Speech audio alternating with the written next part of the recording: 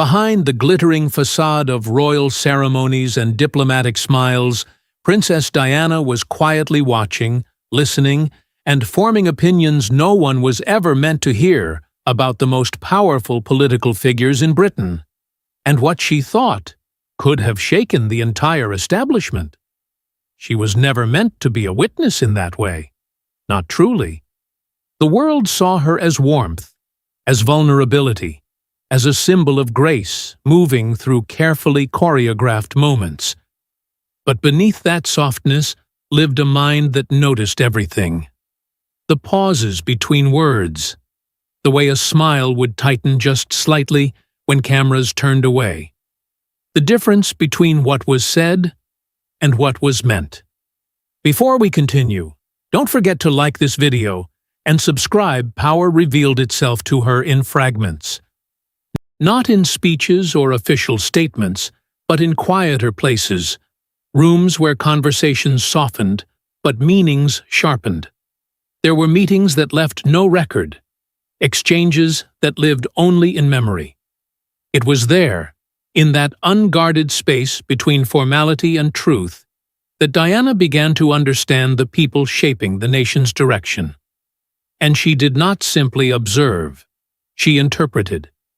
Each prime minister who crossed her path carried a presence that extended beyond policy.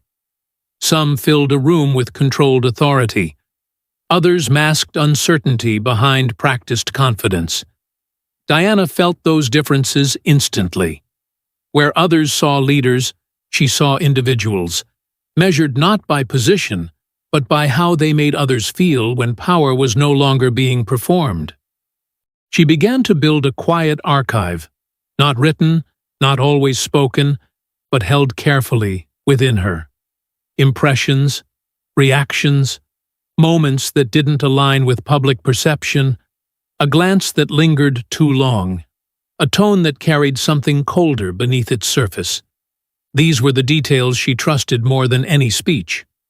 Outwardly, she remained exactly what she was expected to be: gracious, attentive, composed.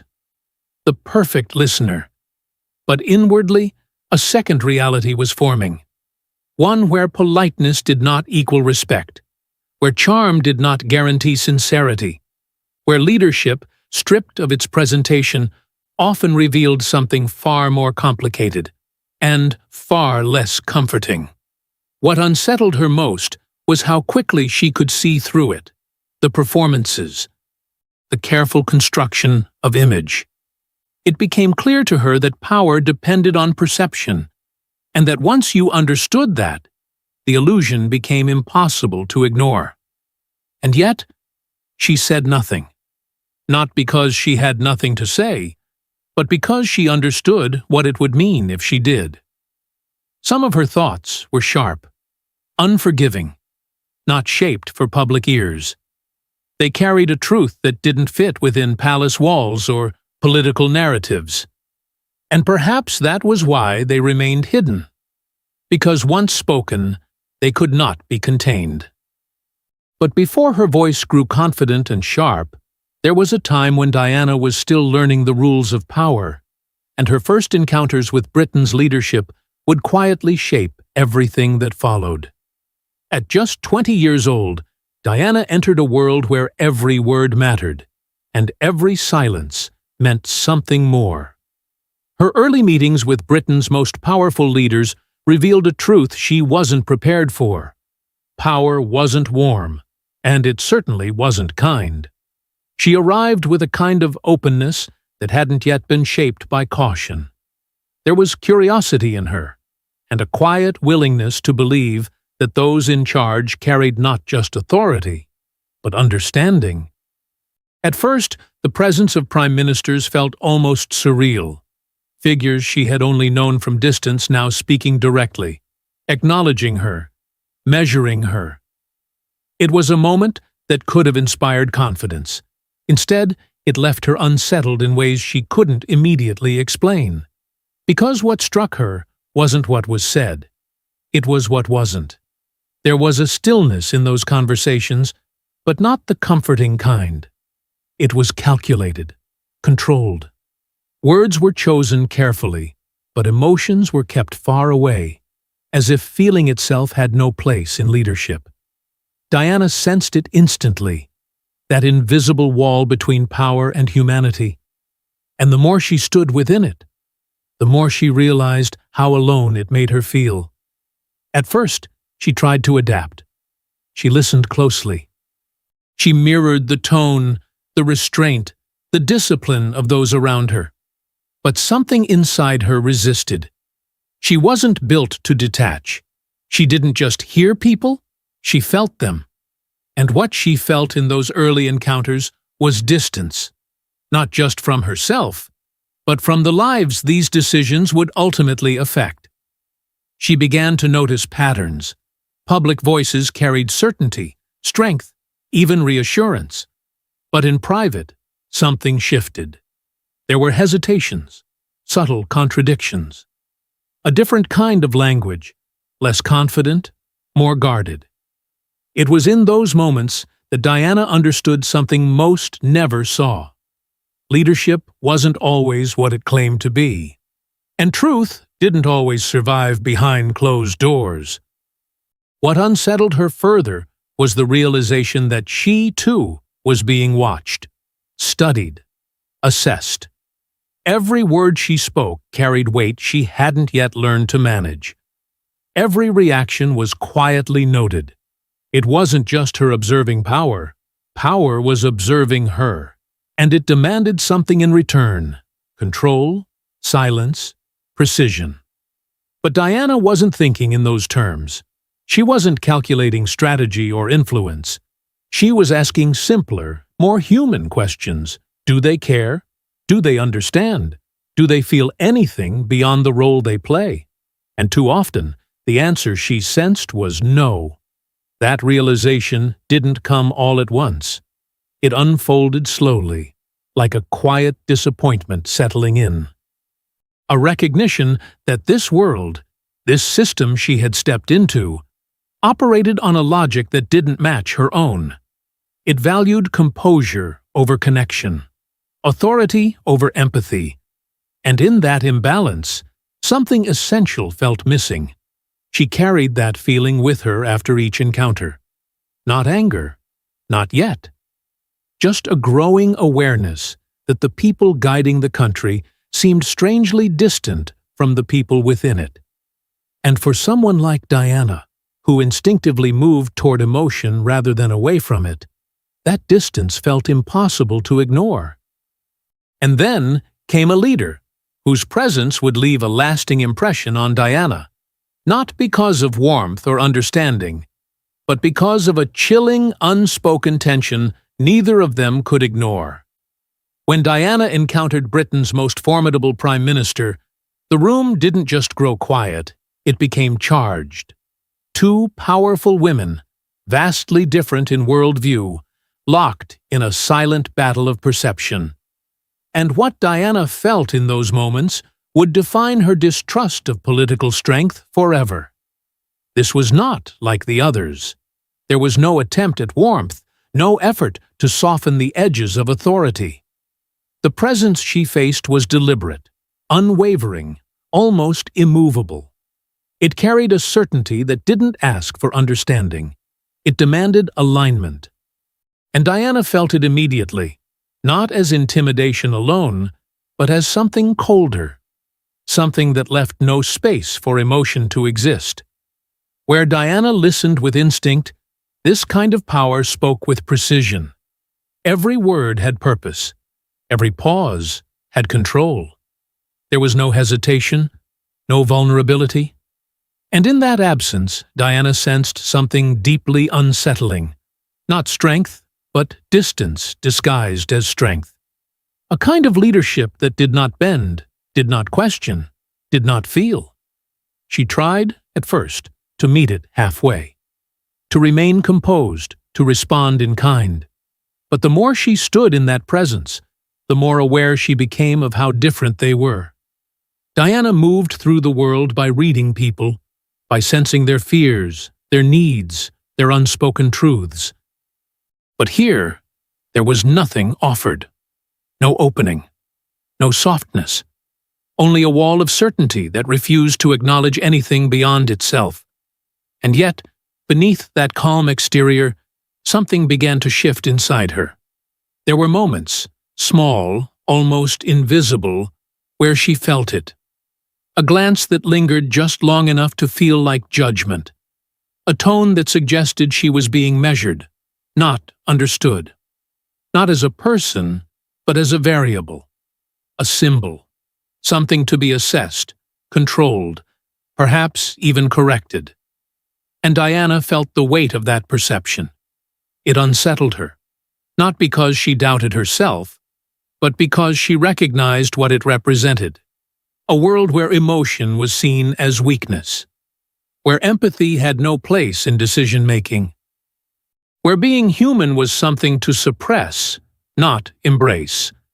But Diana was not built that way. And so, while part of her felt the pressure, the quiet force of being in the presence of someone so certain, so unyielding, another part of her resisted. Quietly, steadily. She did not challenge it openly. Not yet. But inside, she began to question everything it stood for. Was this what leadership required? To disconnect? To harden? To remove feeling entirely in order to appear strong? If so, then something about that system felt deeply wrong. That realization didn't come with anger. It came with clarity. A slow, growing understanding that power, as she was seeing it, often came at the cost of humanity. And once she saw that, she couldn't unsee it. From that point on, her perception shifted. She no longer viewed strength as something to admire automatically. She began to look beneath it, to question it, to search for what was missing rather than what was presented. And more often than not, what was missing mattered more. That encounter stayed with her, not as a single moment, but as a turning point. A quiet line drawn within her own mind, between authority and compassion, between control and understanding. And on that line, Diana knew exactly where she stood. But not every leader left Diana feeling diminished. Some drew out a completely different side of her, one that revealed just how deeply she longed for connection in a world built on distance. For brief, fleeting moments, Diana believed she had found something rare leaders who didn't just speak to her as a princess, but as a person. But even those moments of connection carried a painful truth she couldn't escape. Not every encounter left her feeling small or distant.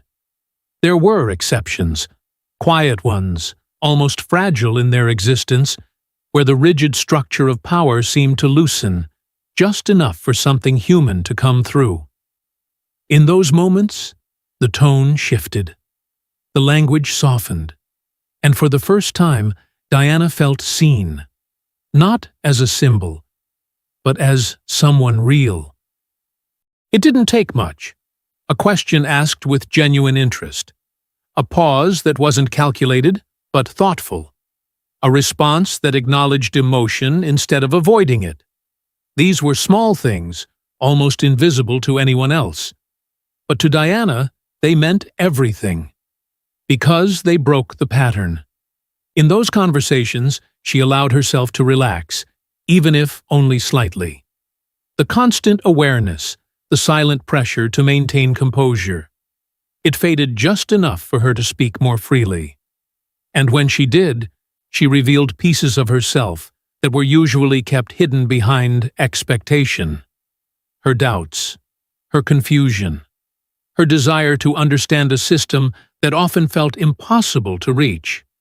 For a brief time, it felt like balance might exist. That power didn't have to come at the cost of empathy. That leadership could still carry warmth without losing strength. And Diana held on to that possibility carefully, almost cautiously, as if afraid it might disappear the moment she looked at it too closely. But over time, something became clear. Even those who seemed different weren't entirely free. The same people who listened, who appeared to understand, who spoke with a softness others lacked. They still moved within the same boundaries. Their words, no matter how genuine, were still shaped by something larger, a system that demanded control, that limited what could be said, and more importantly, what could be done. And Diana felt that shift. What began as connection slowly revealed its limits. Conversations that once felt open became restrained. Not cold, not distant, but careful. As if there were lines that could not be crossed, truths that could not be fully acknowledged. And in that restraint, Diana recognized something familiar. Not insincerity, but confinement. It created a quiet conflict within her. She wanted to trust those moments, to believe they were real, that they meant something lasting. But another part of her held back, remembering everything she had already seen. The contradictions, the distance, the silence that followed honesty. So she stood between two feelings, hope and caution. And that space became heavier with time. Because the closer she felt to understanding someone, the more painful it became to realize they couldn't fully step outside the role they carried. They could come close. They could almost meet her where she stood. But not completely. And that almost stayed with her. It lingered longer than the conversations themselves. It shaped how she saw every interaction that followed. Because once you've felt something genuine, even briefly, its absence becomes impossible to ignore. And perhaps that was the deepest impact of those moments, not the comfort they gave her, but the contrast they created. A contrast that made every future disappointment sharper, every distance more noticeable, every silence heavier. Because for every moment of warmth Diana experienced, there were others that revealed something far darker, something that made her question whether the system itself was beyond saving. Hidden behind closed doors, away from cameras and protocol, Diana heard things she was never supposed to hear, conversations that exposed the true nature of power. And once she understood what was really being said, she could never look at leadership the same way again. It didn't happen all at once. There was no single moment where everything became clear. Instead, it unfolded in fragments, voices lowered just enough to suggest secrecy, sentences that stopped halfway, meanings that hung in the air long after the words had ended. Diana found herself present in spaces where the performance dropped, even if only slightly. And in those spaces, the truth began to surface. At first, she wasn't sure what she was hearing.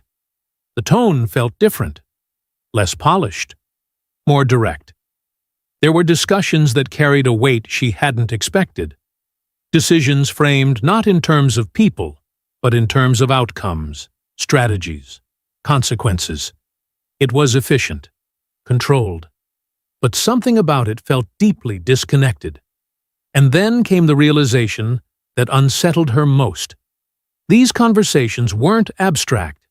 They weren't distant ideas removed from reality. They were choices, real ones, that would ripple outward, shaping lives far beyond those rooms. And yet, the way they were spoken about lacked the emotion she instinctively felt was necessary. There was logic, there was calculation, but there was very little acknowledgement of the human cost. Diana absorbed it quietly. She didn't interrupt. She didn't challenge. But inside, something shifted. The gap she had sensed before, the distance between power and people, was no longer a feeling. It was something she could hear unmistakably in the way decisions were discussed. There were moments that stayed with her longer than others. A comment delivered casually that carried a heavier meaning beneath it. A choice explained in a way that prioritized control over compassion. A silence that followed a difficult topic, not because it was painful, but because it was inconvenient. These were the details that lingered, and the more she understood, the harder it became to ignore. Because now she knew. She knew how things were decided. She knew what was considered, and what was quietly set aside. And with that knowledge came a weight she couldn't share. Not openly. Not without consequence. The system she had entered wasn't built for voices like hers to disrupt it. It expected alignment. It required discretion. So she carried it alone. That isolation deepened over time. Conversations that once felt confusing now felt revealing. Encounters that once left her uncertain now left her questioning everything. She began to form clearer opinions, stronger ones, not just about individuals, but about the structure itself, about what it valued, about what it ignored. And those thoughts were no longer passive. They were becoming sharper, more defined, more difficult to contain. There was a growing awareness within her that what she had come to understand wasn't harmless. It wasn't neutral. Knowledge, in that environment, came with risk, especially when it belonged to someone who wasn't expected to question it. And perhaps that was the most dangerous shift of all, because Diana was no longer just observing power. She was beginning to see through it. And once that happens, silence becomes harder to maintain. And as her understanding deepened, so did her courage, because Diana was no longer content with simply observing power. She was beginning to challenge it, quietly but unmistakably. There came a point when Diana stopped seeing prime ministers as individuals and started seeing them as pieces of a much larger machine, a machine she no longer trusted. And what she began to believe about that system would put her on a path she could never turn back from. It wasn't a sudden shift. It grew slowly, almost quietly, shaped by everything she had seen, heard, and felt, but could never fully express. At first, her thoughts had been personal, about tone, about behavior, about how each leader made her feel in their presence. But over time, those impressions began to connect. Patterns emerged.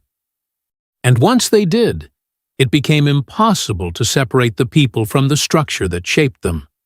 She started to see consistency where she once saw difference. Different faces, different voices, different styles of leadership. And yet, beneath all of it, the same limitations appeared again and again. The same careful language, the same restrained actions, the same invisible boundaries that no one seemed willing or able to cross. It raised a question she could no longer ignore. Were they truly leading, or simply maintaining something much larger than themselves? That question unsettled her more than anything she had experienced before, because it meant that even those who appeared compassionate were still confined, that even those who listened could not always act. That empathy within that system had limits. And those limits weren't personal. They were structural, built into the very foundation of how power operated. Diana felt it with increasing clarity. There were moments when she expected change, when something she had seen or felt demanded a response. But nothing happened. Or worse, something did happen. But it felt distant, diluted, stripped of the urgency she believed it deserved. And in those moments, frustration began to replace confusion. Not loud, not visible, but deep. She found herself questioning not just decisions, but the absence of them, the delays, the silence, the sense that real issues were being managed rather than truly addressed. And for someone who responded to human suffering instinctively, that restraint felt unbearable. But alongside that frustration came something even more difficult: conflict, because she was not outside the system. She was part of it, bound to it, expected to uphold it. Her position required loyalty, composure, and above all, discretion.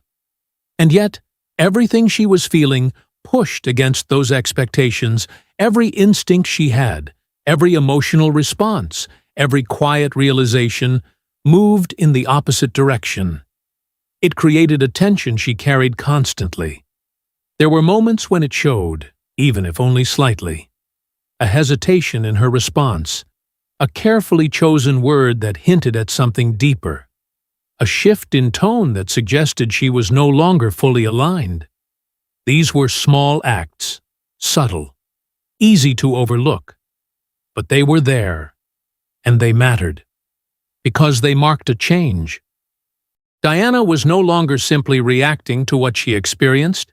She was beginning to question it, to evaluate it, to form conclusions that extended beyond individuals and into the system itself. And once that line was crossed, there was no returning to the simplicity of before. She had seen too much, understood too much, and perhaps most importantly, felt too much. That awareness transformed her, not into someone louder, but into someone sharper, more aware of what was being said and what was being avoided, more attuned to the weight of silence, more willing, even if quietly, to push against it. But awareness comes with a cost, because the more clearly she saw the system, the more she realized it was not designed to be questioned, not openly, not from within, and certainly not by someone who was expected to embody its image rather than challenge its reality. And that realization changed how she was seen. Not immediately, not openly, but gradually. Because in a world like that, perception shifts long before anything is spoken aloud. But as Diana's perspective sharpened, so did the risks surrounding her. Because in a world built on silence, even unspoken opinions can become a threat.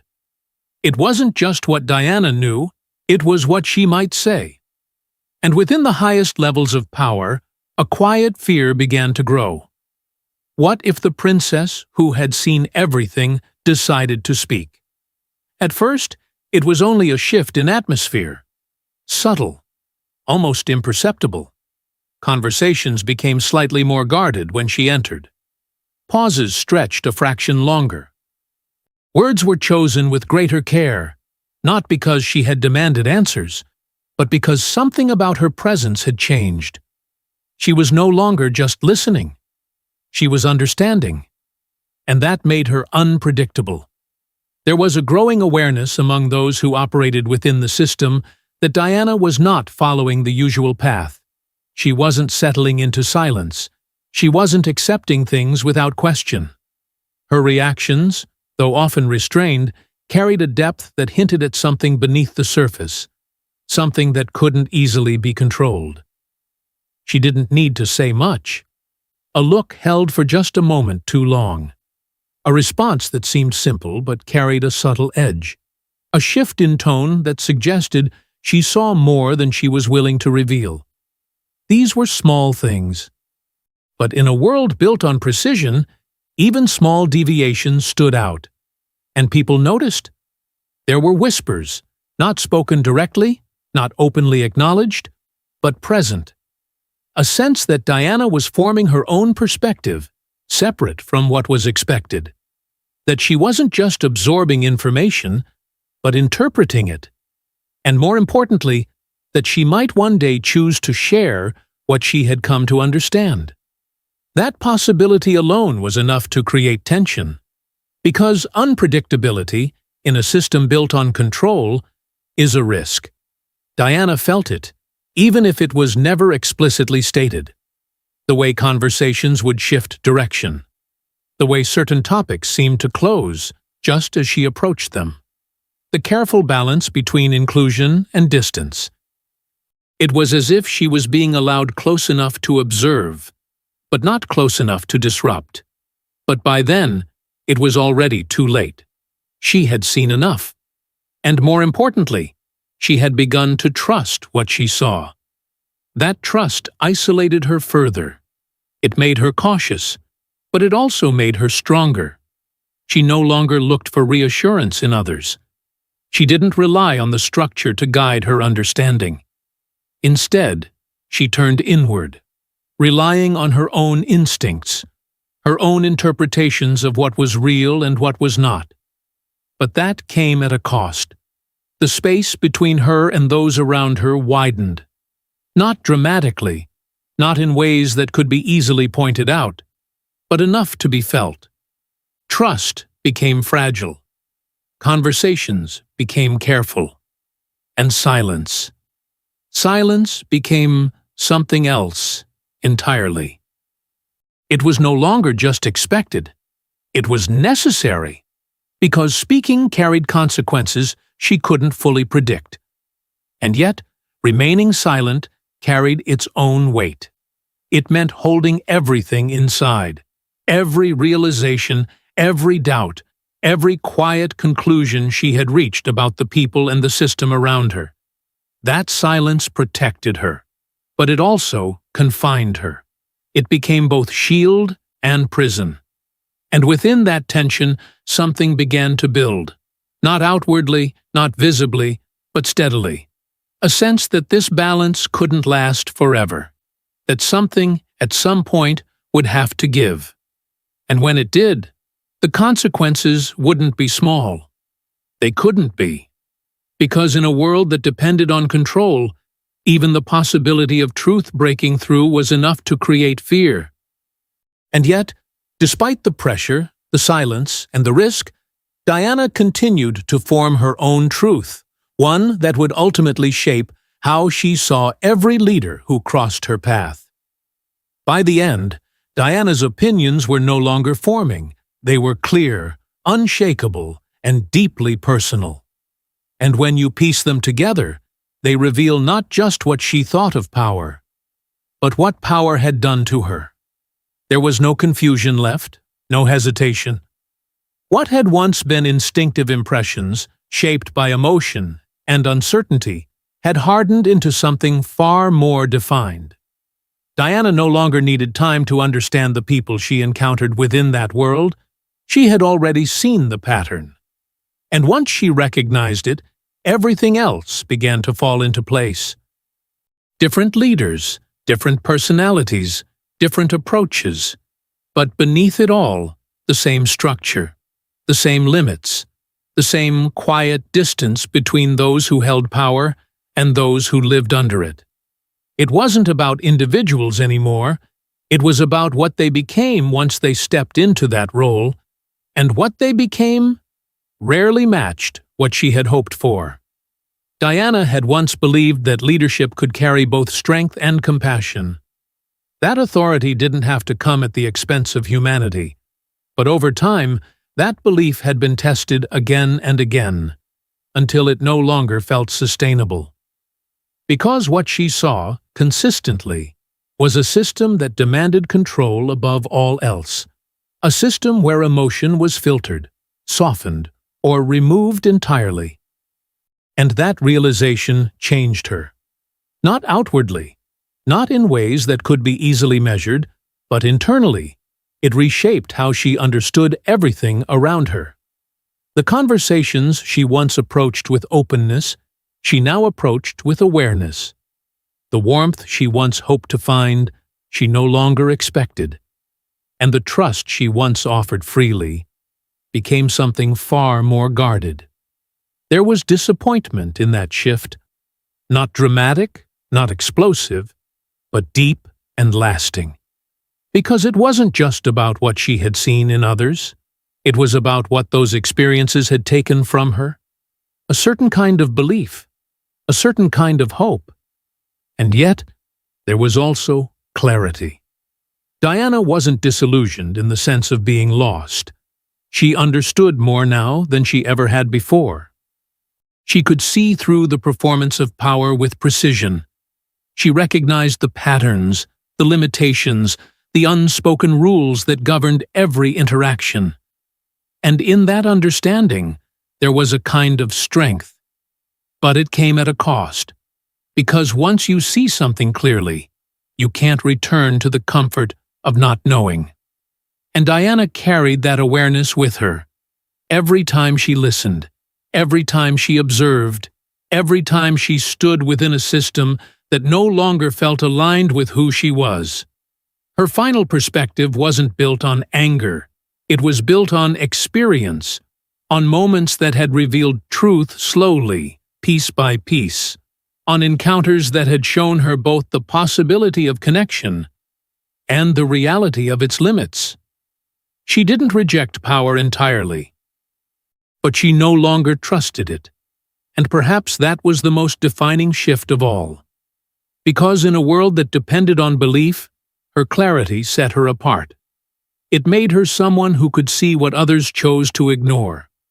Someone who understood that, behind every decision, every statement, every carefully constructed image, there was always something deeper. And that deeper truth wasn't always comfortable. But perhaps the most haunting question isn't what Diana thought of them. It's what might have happened if the world had heard her thoughts while she was still here. Some truths don't disappear, they wait. Hidden in whispers, memories, and fragments of conversations never meant to leave the room. And Diana's true thoughts on Britain's most powerful leaders may be one of those truths, still echoing, still unfinished, still capable of changing everything. What she understood didn't vanish with time. It didn't dissolve into the silence that followed her absence. If anything, it became more powerful, because it was never fully spoken. What remains is not a clear record, not a complete account, but something far more unsettling. Fragments, pieces of perspective scattered across moments, carried by memory, shaped by those who were close enough to hear, but never allowed to reveal everything. There are traces, small ones, subtle ones, a remark remembered, a reaction recalled, a shift in tone that hinted at deeper meaning. None of them complete on their own, but together they suggest something far greater than what was ever publicly acknowledged. And that is where the mystery deepens. Because the absence of clarity doesn't erase the truth, it protects it. It keeps it just out of reach, where it can't be confirmed, but also can't be dismissed. Diana's thoughts exist in that space now, not fully visible, but not gone, preserved in the quiet spaces between what was said and what was withheld. It raises a question that lingers long after everything else fades. How much did she truly understand? Because if the fragments we sense are only a fraction of what she knew, then the full picture may have been far more profound than anyone realized, and perhaps far more unsettling than the system itself was prepared to confront. That possibility carries weight, not just because of what it suggests about power, but because of what it reveals about silence, about how easily truth can be contained. Not by force, but by absence, by leaving things unfinished, by allowing time to blur the edges until certainty feels impossible. And yet, something remains. A feeling, a sense that there was more beneath the surface, that her perspective, formed through years of observation, shaped by moments few ever witnessed, held insights that never found their way into the open. Not because they lacked importance, but because they carried too much of it. That is what makes it endure. Not answers, but questions. Not clarity, but tension. Because when something is left incomplete, it continues to exist in possibility. And possibility, in a world built on control, can be more powerful than certainty. Diana's story doesn't close in a way that resolves itself. It lingers, it echoes, it leaves behind an awareness that what was seen, what was felt, what was understood, didn't simply disappear. It remains just beyond reach, shaping how we look back, how we interpret, how we question. And perhaps that is the most unsettling truth of all. that we may never fully know what she thought. But we can feel that it mattered. And perhaps, in the silence she left behind, the most powerful story of all is still waiting to be told.